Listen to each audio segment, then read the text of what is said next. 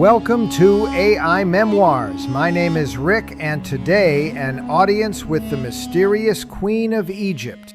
Today we sit down with one of history's most legendary rulers, Cleopatra, the last pharaoh of Egypt. Your Majesty, thank you for joining us. The pleasure is mine, Rick. I look forward to sharing my story as I lived it. Let's start at the beginning. You were born into the Ptolemaic dynasty in 69 BC. What was it like growing up as Egyptian royalty? People imagine royal childhoods as endless luxury, but mine was an education in survival.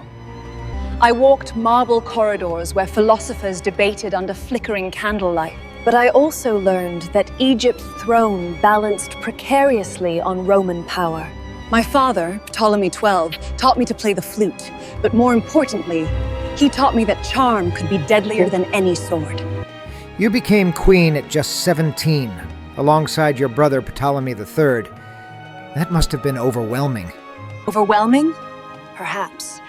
But I was born for this. The problem was that Egypt could not bear two rulers. My brother sought to rule alone, while I sought to preserve our kingdom's dignity. Civil war was inevitable. When he forced me into exile, I learned that power never strays far from those destined to wield it. That brings us to one of history's most famous entrances, your meeting with Julius Caesar in 48 BC. Tell us about that moment. The rug story. People love that tale, don't they? But it wasn't mere theatrics, it was calculated risk.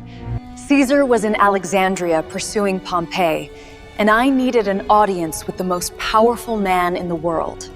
So I had myself smuggled into his presence, rolled inside a carpet. When it unfolded and I emerged before him, I saw recognition in his eyes, not just of my plight, but of my ambition. That moment changed everything. Your relationship with Caesar was both political and personal. How did that alliance shape your reign? Julius was magnificent. Together we defeated my brother's forces, and Ptolemy III met his end in the Nile's waters. Caesar restored me to the throne, and our son was born from our union. I visited Rome. The senators whispered that the Queen of Egypt had ensnared their mighty general. But when Caesar was killed, I departed swiftly.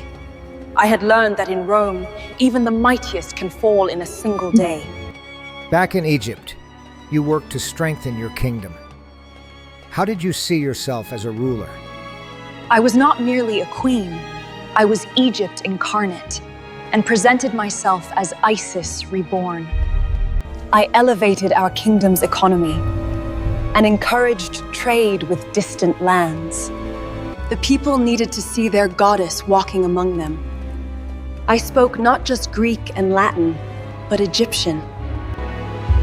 I was the first Ptolemaic ruler to truly connect with our subjects. Then came Mark Antony, another legendary romance, but this one would define your final years. When Antony summoned me to Tarsus to answer for Egypt's loyalty, I knew I couldn't arrive like some petty vassal. I sailed up the river in a golden barge, surrounded by perfumed air and flashing oars, dressed as Venus herself. The man who conquered half the world was captivated. But it became more than alliance. We loved deeply, bore 3 children together, and dreamed of restoring Alexander's empire. East and West, united under our rule. Yet that dream led to conflict with Octavia, later Augustus. What went wrong at the Battle of Actium? Octavian poisoned Roman minds against us, claiming Antony had forsaken his Roman pride for Egyptian luxury. At Actium in 31 BC, our fleets faltered, our armies scattered like leaves before a storm. We returned to Alexandria, knowing doom followed close behind.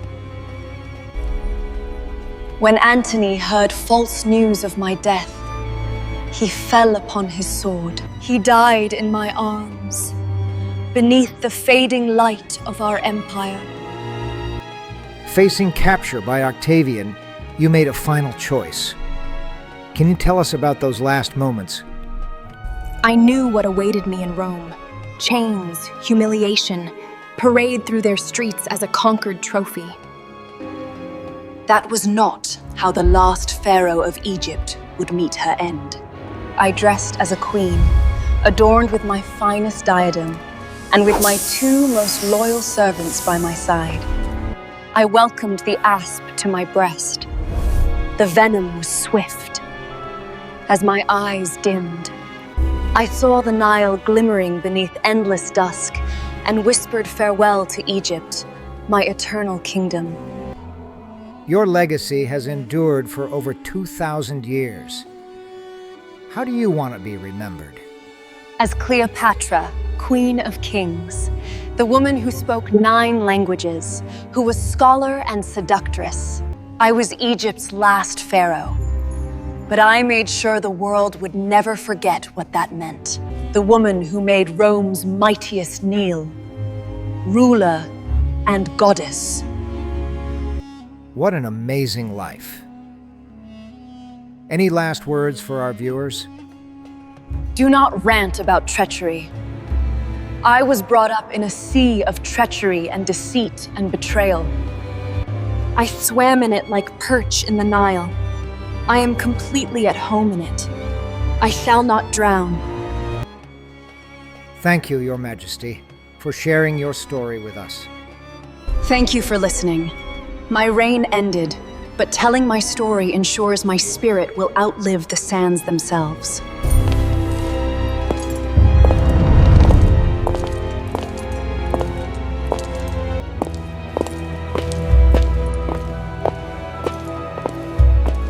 All right, that is the story of the Queen of Egypt, Cleopatra.